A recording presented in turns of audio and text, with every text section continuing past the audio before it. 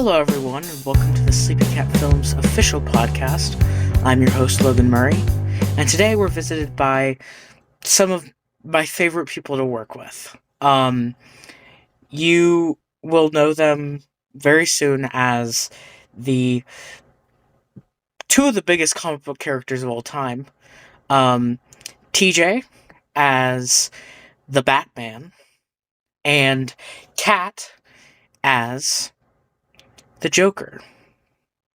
Both of you, welcome to the show. Well, thank you for having us. So how are you guys doing? I know it's a little bit of a later record than I intended. My apologies. Oh yes, it's all right. And to be completely honest with you, I I spaced this a little bit, and the call woke me up from a nap. But thankfully, my PC was already open, so I hope I didn't cause too much of a delay there. I mean, Oh gosh, you're good. the life of a voice actor. You know, you're sleeping by your computer with it on. Well, I was just editing episode 2, and yeah, I mean, it sounds great. It's just it can be very frustrating because my thing kept crashing, like I said. But yeah. So I guess getting into the kind of question, they're the questions. So you guys both are experienced actors. Mhm. Do you guys want to kind of tell the audience a little bit about what your experience is? Sure. I've been doing voice acting for over 5 years now. I mostly do work with like audiobooks, animated shows, stuff like that. Mostly in the indie industry, because it's more of a hobby for me than an actual career. At this time, I hope to get into it to be an actual career, like every actor's goal. But I just have fun doing the work. Well, I have been in. I'd say at this point, more of a stage actor than I am a voice actor, at least officially. I am involved in multiple projects like this at the moment, but as far as things that have already been sort of published, it's not many. I've been in an indie game demo, a stop motion film, stuff like that, but mostly it's ongoing projects like this. And then I've been in a number of stage productions over the last 2 years in my local community theater here. And it's a lot of the same story for me, as I really enjoy being characters, and I've got an especially good character here, I'd say. Character that's very fun to be. And I do it mostly just for the enjoyability of it. And I also love seeing projects come to life, like helping people Yeah. get their ideas off the ground. I like being in things. Yeah, that's a pretty good segue into one of my questions that I had. So either of you can answer this first, but what's it like playing such big characters that I've had so many like iterations? What's it like to be those characters, act those characters, and what kind of stresses come with that? You can go first, Kat. Okay. No, it's a lot of fun. I mean, Mark Hamill is one of my idols. I love his work. Um, so getting to do something that he's done and put my own little bit of a twist on it at the same time. I mean, even in the casting call, you said you wanted something that sounded similar to Mark Hamill. So I was like, oh, I'm down for this. So it was, it is a good opportunity. It's a lot of fun. I don't focus on the stress of it. I focus on just having fun with the character, digging into the character, making him have my own little quirks, because every single one of them it is going to be slightly different. No two characters are going to be the same. Every actor is going to do their own iteration of a character, even if it's an imitation. So yeah, it's just a lot of fun, and I think that's the best way to approach it, because it comes across as more authentic, rather than stressing about getting everything perfect. Just Yeah. have fun with it, and that's where the magic happens. Well, I think that's Uh, what's so unique about your version of the Joker is, while there is definitely inspiration from Mark Hamill, I feel like you've made it your own as Hmm. as time has gone on, and I mean, you kill it. I am so excited for everybody to see what you bring to the table.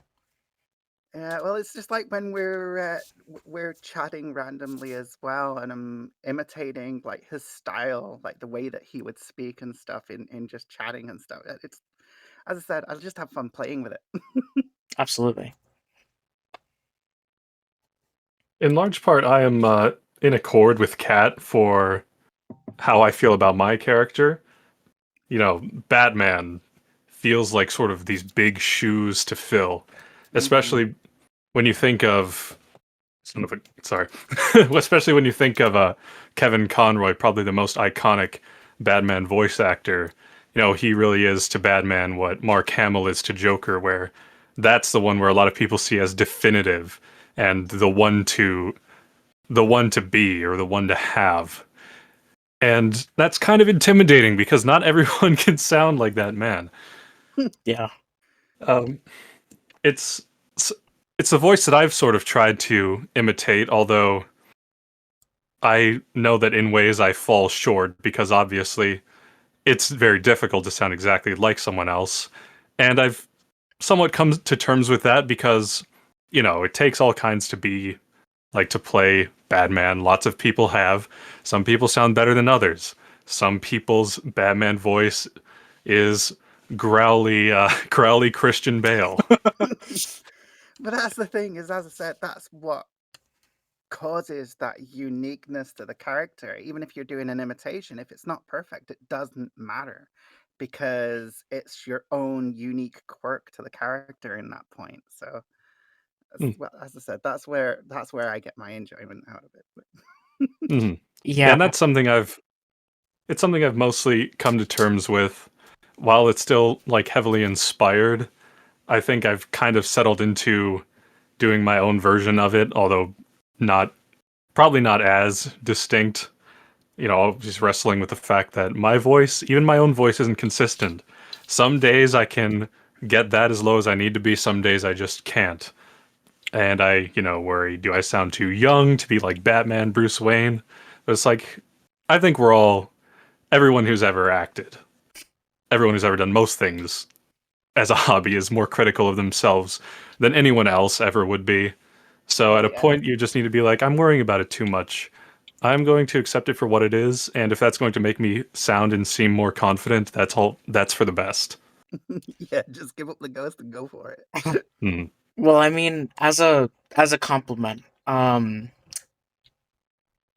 days ago, at the time of recording, we recorded the first episode of the SleepyCatFilms podcast, and um, I was talking to um, Kyla, who plays Starfire, and Selena, and I talked about it, and I said it's it's interesting because I don't think that you sound like Kevin Conroy, but at the same time, as I began to read comics for inspiration for Batman Detective, um, especially, I've definitely heard your voice as that character. And you too, Cool. Kat. I've heard you guys both as those characters, which I think really speaks to um, how you guys have interpreted the characters and acted them out. I Hmm. think you guys you guys, since your audition, have blown it away. Um, yeah. Awesome. I'm glad to hear that. Yeah, I'm just happy when everyone else is happy. That's my goal at the end of the day. Just have fun and make everyone happy. Well, I think both of you guys have been around for going on a year, right? Hmm. I think that might be right. Yeah. Yeah. So you guys have seen a lot of change, a lot of just you guys have seen anything and everything here. Do you guys want to talk a little bit about like your experience here at Sleepy Cat Films, how it's maybe different from other voiceover jobs, ways you like it, stuff like that? Yeah, I like that we've been able to sit down with the cast and go through some of the script together with the other actors at the same time as it's been being built and progressing. Because then I can get a feel for what the other characters are doing, how they're going to sound, how acting with them is going to be, building rapport with them, stuff like that. Um, and reading through the whole script is another good one, because the amount of times where I've had roles where I get my lines and it's literally just my lines. Yeah. I'm answering someone who I don't know what they're saying, or you know. So I'm just acting completely blind, and it's like, okay, I'll just do whatever I can, the best I can, running by your seat of your pants. And it happens a lot with indie, not as much mainstream, but um, I find that it's being run quite well, simply just off of the fact that everyone can get together, we can go through this and build on it. And it's been a lot of fun. It's been very entertaining. And there's a lot of skilled actors in it. The writing's good. Like I'm just having a lot of fun. For an indie creation, I feel like the Sleepy Cat Films, I don't know if it's like community you want to call it, or basically the Sleepy Cat Films Production team. production team in general is probably the right balance of what it needs to be, Hmm. because it is professional enough where projects are forthcoming and they are moving along and progress is being made. Like I see you working on and coming out with new stuff all the time, but it's also not, overly buttoned up and trying too hard for an indie project, because I've gotten on board with some things where it's like before I even do anything, before I even speak to anyone, I'm signing 3 NDAs for like an unknown like studio Yeah. Well, I for mean, an unknown I production. mean, something that I talked about today, off pod was the idea of like there are things that I definitely don't want to get out there before the season comes out, but like people are gonna know that when I put a casting announcement that you guys were both casted for and are in Grayson, they're gonna know that you're in Grayson. Like Hmm. there's no way of me getting around that. Not talking necessarily about your scene or your role, but they know that you're in it. And Hmm. I think that there's no way to really get around that. Um, but like, I mean, Cat, I think especially, has the funny thing is when I'm like, yeah, Cat's gonna be um, in Grayson. Oh, as the Joker, maybe, Yeah. maybe. Oh, you get that often? That's funny. Uh, well, I mean, not super often, but I have gotten it before. I've been like, oh, or they've been like, oh yeah, I love their Joker, and I'm like, yeah, I love their Joker too, and they're like, that's that's that's what is gonna be in Grayson, and I was like, maybe. Yeah. You'll have to wait and find out, kind of thing. Yeah, exactly. Um, and obviously, TJ, we've really stuck to Batman for you, but I think that's because like it's hard to have you audition for other characters within the DC universe, and like this is a positive thing. I don't mean this as a negative thing, but like I hear Batman. So it's yeah, I mean you guys are just fantastic at what you guys are doing. So yeah. Well, that's it. Is every actor is different. So you've got those that have their style and they're amazingly good at it, but that's their style, right? And then you've got other ones that can do multiple styles and like jack of all trades kind of thing. So like I'm one of those that can modulate my voice. I can do a bunch of different tones, pitches, everything. But I know some actors that are so good at the roles that they're doing, you would never ever think of anyone else doing that role, and that's what TJ brings to this. And hats off to you for it. Like it's you do so well. Well, thank you.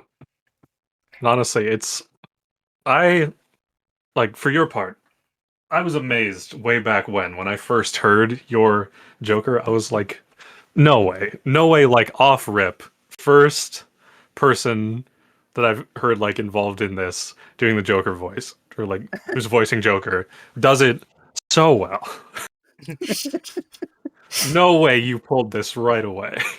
It was fun. Like no, and that's the thing is I think when we did the audition there, like we had good chemistry as well. It was a lot of fun. Like I was talking to Batman and Batman was talking to Joker. Like it was very interactive in that way, and it made it pop even more. It was a lot more fun, and as I said, that's why I like when we sit down and do table reads with crews and stuff like that, is because I get to feel the characters and I get to interact with them. And it's so much more fun. It brings everything to life for me and gets me excited. Yes. That's where everything comes from for me. That's where my creation comes from, and I just enjoy it. That's the table reads I'd have to say are invaluable, have been invaluable. That's another thing I like about being involved with this project is it's really allowed me to develop my voice for the character, get to know the other actors I'm working with and their cadence and what to expect from them, how to better bounce off of them. So yeah, table reads and going through just reading comic books for fun / for practice. That's also been one of the great things about being involved in this and also just working with, nice people that don't feel like a pain to collaborate with. Yeah, I mean, I think one of my favorite things that I've seen is you. So, I think what makes TJ, you specifically, so special is there are so many characters within our universe that you have to have a good dynamic with, that you have to have good chemistry with. And I think when it comes to Edward, who plays Dick Grayson, I think that you do a phenomenal job acting alongside him. I think that your guys' scene in Grayson is just beautiful, and I think that how you guys did it in our last rehearsal was just it was excellent. I think that when we were reading Hush, your chemistry with Kyla was just amazing, and that's one of the reasons why I actually ended up casting her as Selena, is because you guys did have such good chemistry. And obviously I casted both of you at the same time because of the Joker and Batman's dynamic being so integral to any DC universe. So yeah, it is a honor to work with such talented people. Agreed. So I guess, sorry, what were you gonna say? I was just going to say it's really fitting because Kat is great at improv and I'm dreadful at it. So we've got that dynamic going on for real. That's what makes it authentic. So I mean, kind of continuing down the conversation, when pulling from sources, I think we already kind of touched on it, but are there any like specific sources that you're pulling from for these characters, and like I'd also love to hear your introductions to these characters and what that's like, and what that was like. So for me, I didn't have really TV stations when I was a kid. Like I couldn't watch cartoons, so sadly I didn't grow up with anything like the animated series. For the longest time, my exposure to Batman was mostly through the movies, mostly the Christopher Nolan movies, and also Batman '89. But a few years ago, I got really into the Arkham games, and I played all of them. And they had, Batman and Yeah. Joker, voiced by Kevin Conroy and Mark Hamill. And that is when, even before I had gotten more into comic stuff, which I'm not as big of a comic nerd. That's something I kind of lament by being involved in this project, is I feel like I'm a little under equipped in my knowledge. But, I know more than I did then. But it just so instantly feels like the definitive Batman voice and definitive Joker voice. So that's how I was introduced to my inspiration. And the more you see, yes, this showed up everywhere. Like he showed up and it was involved in obviously the animated series and lots of other projects. He was the guy. And so that is what made me want to emulate him. Yeah, I agree. For me, like growing up, I mean, I started getting into doing voices knee high to a grasshopper. I can't I was close my door. watching like Transformers as a kid and stuff, and doing the voices of some of the Transformers and whatnot. That's where I got started into actual doing voices, and it wasn't until later I got into voiceover. But where I got interested in Joker and Batman and the whole DC universe, again, it was when I was in my teens growing up. Like when the newer shows started coming out with Batman, I was watching those, the movies, of course, the video games, same thing, and as you nailed it, like Mark Hamill and Kevin Conroy, they're the staple when it comes to doing those characters, but that doesn't take away from a bunch of the other actors that have played the roles as well. Like everyone's taken their own spin on it and done their own thing. So there's inspiration from multiple angles to go from. So I just pull from pretty much everyone and then just make my own amalgamation of everything and just like there you go. Like that's my approach to it. So yeah, there's a few characters that I enjoy doing. So but Joker is definitely one of them up there. I have a lot of fun with that character. I mean, I feel like, um one of the things that I love so much about your guys' iterations of the characters is I feel like they've known each other for so long. Yeah. Whenever we sit down and record a scene with the two of them, or rehearse a scene with the two of them, I feel like these versions of the characters have known each other for 20 years. There's history. Yeah, and I feel like also you guys both have like voices that can reflect, a Batman that is in year one, or a Batman that has a Damian Wayne. I think that you guys are both just so phenomenal and diverse within those two characters that it's blown me away, and I am lucky to have had such talented actors audition for these characters. And it's funny. I think TJ, you said something about Kat being one of the first people who had auditioned for the Joker. I'm pretty sure Kat was the only person who had auditioned for the Joker. Really? It's just From That's fun. my memory, yes. And I think there were only two people who auditioned for Batman, maybe two people who were my at the top of my list, which was you Mhm. and another actor that I really hope to work with one day. He is phenomenal, and maybe I could get him on for like a Thomas Wayne. I think that would be really cool. oh yeah. Yeah. Uh, so I guess what else are you guys interested in telling the people about your characters, your experience here? Um, I mean, we have an hour to talk about whatever we want to talk about. Well, if you want to go first, Kat, you can. Yeah, sure.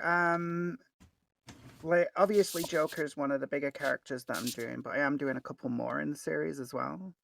Um, so honorable mention to those as well. But like I mean, I don't know what much more to add. Yeah, Like, I mean, it's yeah, I get what you're saying.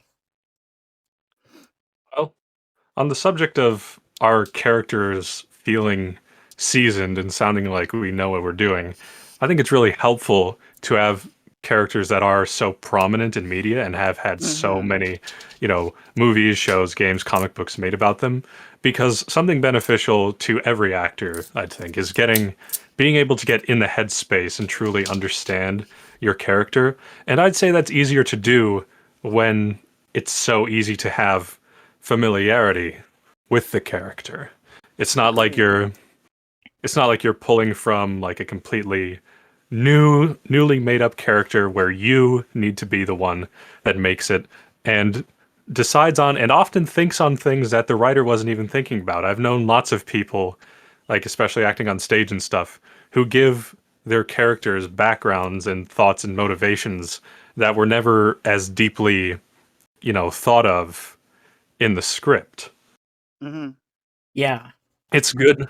It's good to have material and direction, and even aside from direct direction, like being told what to do in the scene, yeah, knowing the characters' histories and seeing other versions and iterations of them, that in and of itself is a lot of direction for what to do with the character, knowing what they're thinking, how they feel, how they act. Yeah, because then you get to the feeling of how the person would actually say what they're saying, and why they're saying what they're saying, what it means to them. And these are all valuable questions that an actor needs to ask just to be able to portray the character. Because it's getting into character. You need to be able to think like them, feel like them, and make that your own, and then use that. And having material out there that you can draw that inspiration from, as I said, that's how I do it. Is like a lot of times I'll find similar roles, like even if it's a brand new role that no one's ever done before, I will take inspiration from other things. Like there was a show that I was playing a loan shark for, and I took inspiration from Penguin for that, and also a movie. It was Jet Li Unleashed. There was like a loan shark in that as well. So I took the two characters and merged them, and that's how I created the character for this show as well. So like you can take inspiration from anywhere, but to have ready available inspiration like that, like there's no comparison to it really. I mean, it just gives you that extra base to create that history, to have that interaction, and it makes it so much more believable. 100%. Yeah. Um, one of the things that I think, one of the things that I just really enjoy when it comes to both of you and your like iterations of the characters is how separately I think you guys really understand, like, perfect example. We were talking about taking from source material and that kind of helping flesh out your performance. Mhm. And one of the things that I think me and TJ have talked about a lot is that Batman is not a sane person. Oh no. And he is not a... I mean, I've said it a lot, but what is your interpretation of that, TJ? Like, how do you view the character of Bruce Wayne? Well, it is definitely a certain level of madness involved to be as dedicated as he is, getting involved the way that, almost no one else would. Well, obviously in the greater DC universe, there's lots of heroes, but that stems from the IP more than anything else.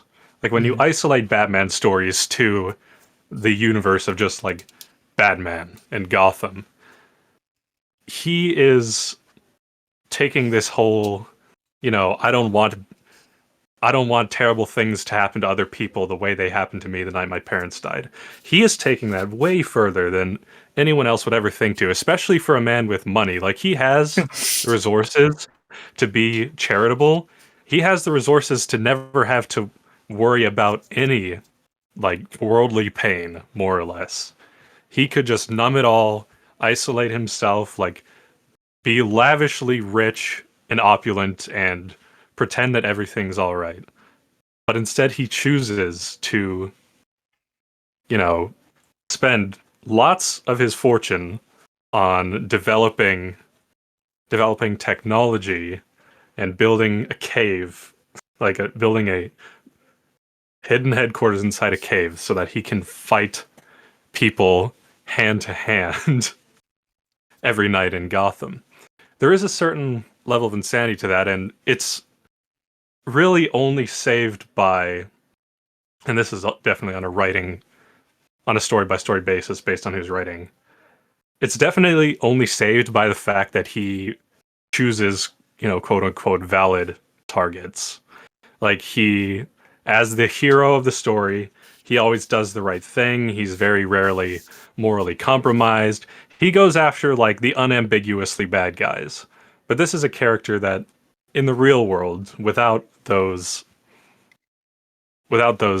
conveniences of writing, would be probably a real menace. A Well, real problem because things aren't as black and white in the real world. yeah.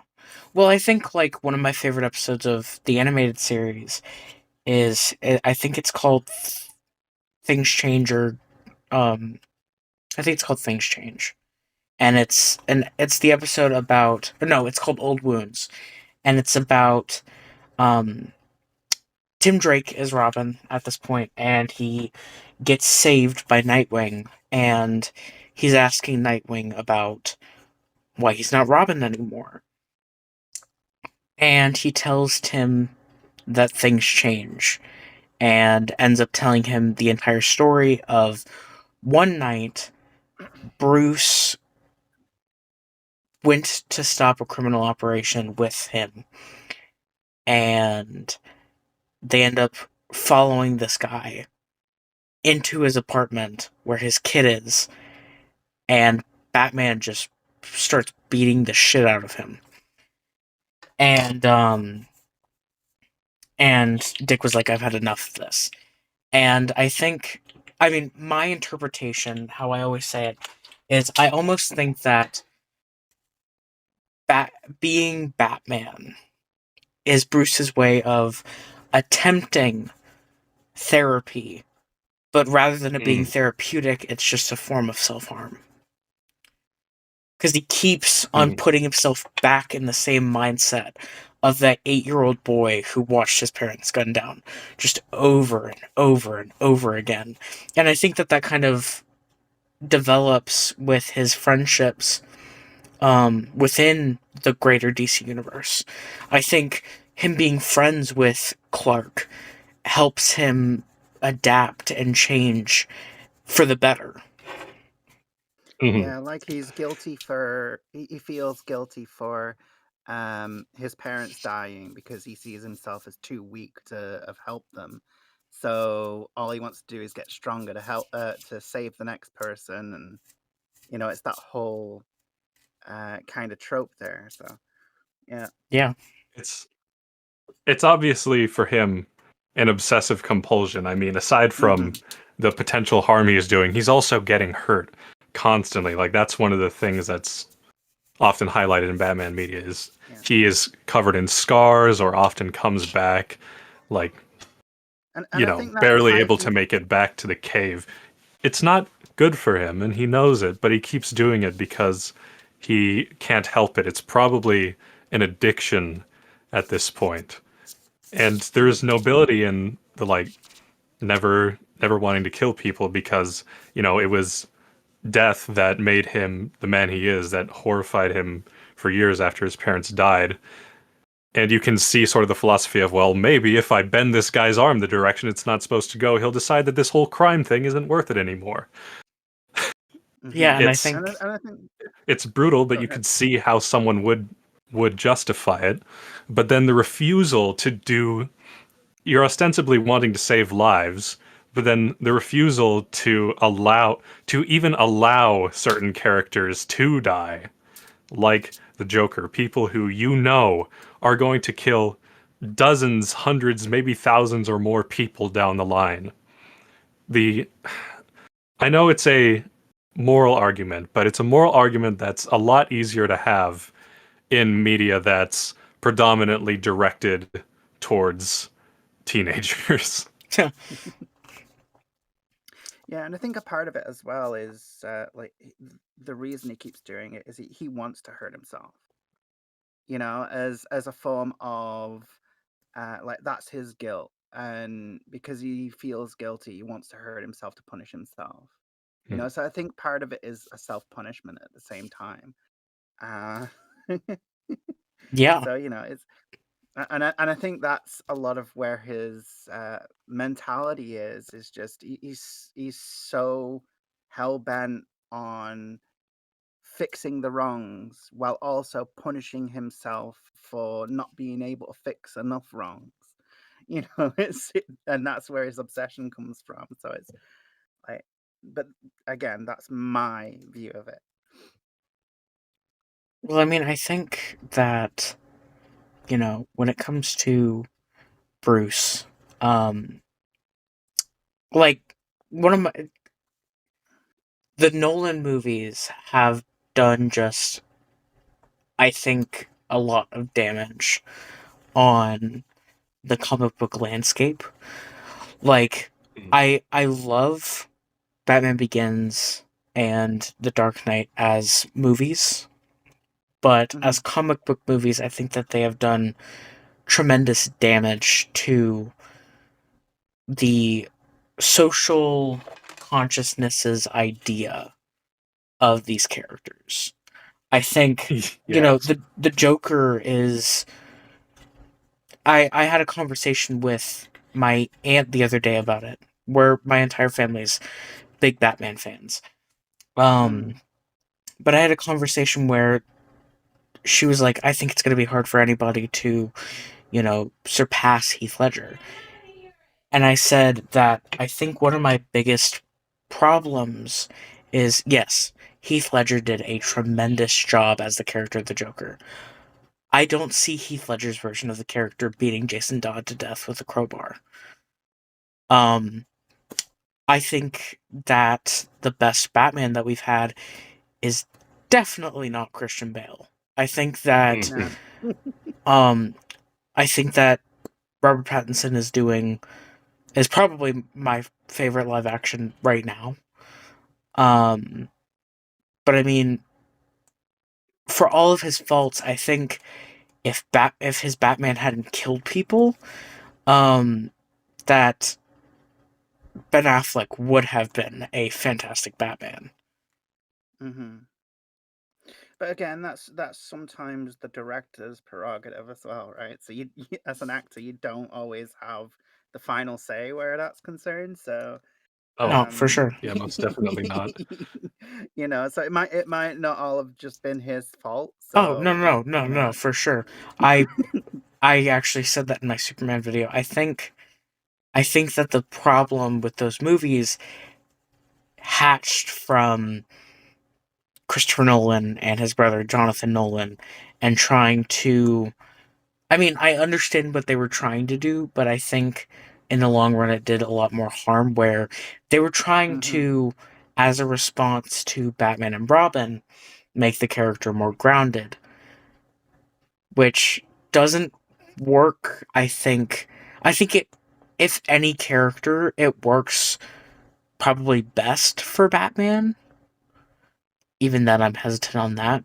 But I think that even regardless of it being best with a character, I think that there's no reason to make it grounded. I think that you can have something that's not overly campy without making it grounded. I mean, look at Tom Holland's Spider-Man, right?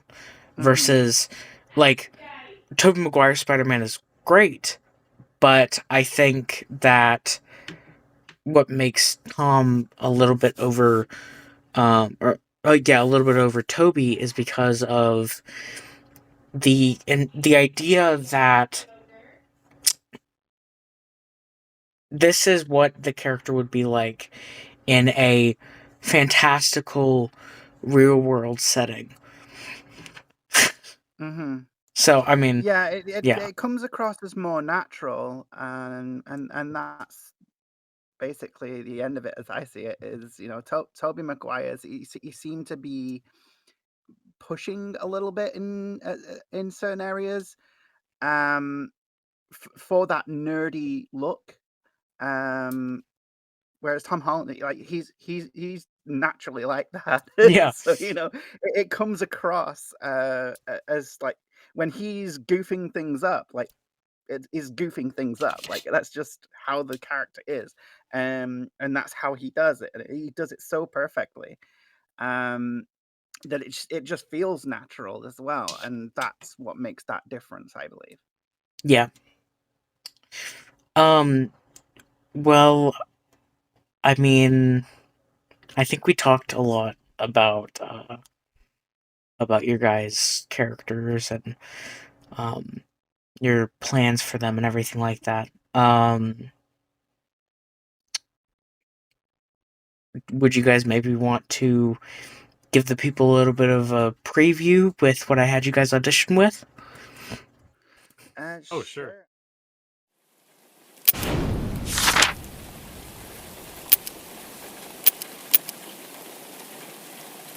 Oh, God damn it. Well, what are you waiting for? Kick the hell out of me already and get your standing ovation.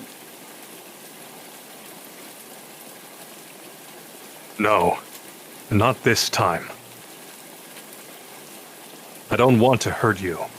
I don't want either of us to end up killing the other. But we're running out of alternatives. Perhaps it all hinges on tonight. I don't know what it was that bent your life out of shape. But maybe I've been there too. Maybe we could work together. I could rehabilitate you.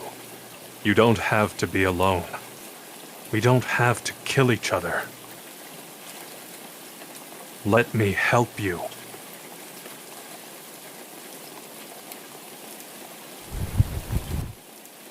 Sorry, but no. No. It's far too late for that.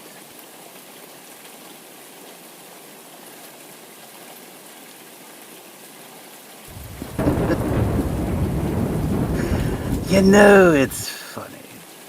This reminds me of a joke. See, there are these two guys locked in a lunatic asylum, and one night, they decide that they don't like that anymore. They decide to escape. So they made it up to the roof, and there, just across a narrow gap, they see rooftops stretching across the town, stretching to freedom. Now the first guy, he jumps right across, no problem. But his friend, oh no way, he's afraid of falling. So the first guy, he has an idea. He says, hey, I've got this flashlight with me. I'll shine it across the gap between the buildings, and you can walk across the beam and come join me. The second guy says, what? You think I'm crazy? You turned it off when I was halfway across.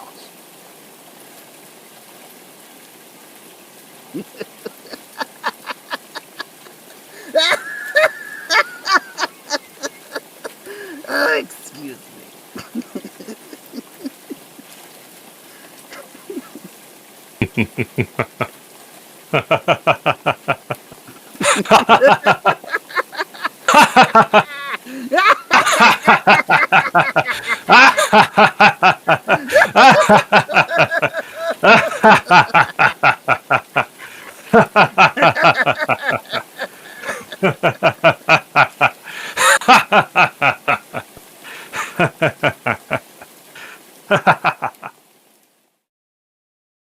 That was great. Oh, thank you. That was so good. Yeah, so I guess that will be our time. Before we head off, is there anything that you would like to tell the audience, maybe a social media that they can find you at, a project that you want them to look out for upcoming, anything like that? Yeah, I've got a documentary that I'm in that will be released soon. I can't give too many details about it right now. But it is about a famous YouTuber that, as I said, I can't get into too much detail of it right now, but we've got that coming. I've got that coming up. I'm also in a Sherlock Holmes series, animated series that's in production right now. But yeah, I've got a few things going on right now. If anyone is interested in contacting me as well, I can be reached at catsmeowvo@gmail.com. And yeah, like if you've got questions, you can always ask me through that, or you've got projects you'd be interested in, let me know. I'm always interested in future works and stuff. So yeah, and thank you for having me on here and the opportunity that you've presented as well. As I said, I'm having a lot of fun with this. Absolutely. Nothing from my end. Support your local community theater. That's about it. Yeah, all right. Well, then I guess that is that's the end of our episode. My name is Logan Murray. You can follow me at Logan K. Murray on all platforms. You can also follow the Sleepy Cat Films at the Sleepy Cat Films on all platforms. Thanks for listening. The Sleepy Cat Films Official Podcast is brought to you by Sleepy Cat Films in association with Splatsbox Studios. This episode was hosted by me, Logan Murray. Executive producers from Sleepy Cat Films are Harold Scott and Logan Murray. Executive producers from Splatsbox Studios are Zipporah Williams and Aaron Shepard. This episode's guests were TAYLER EMERSON and Kat Jones. Music by Rob Red.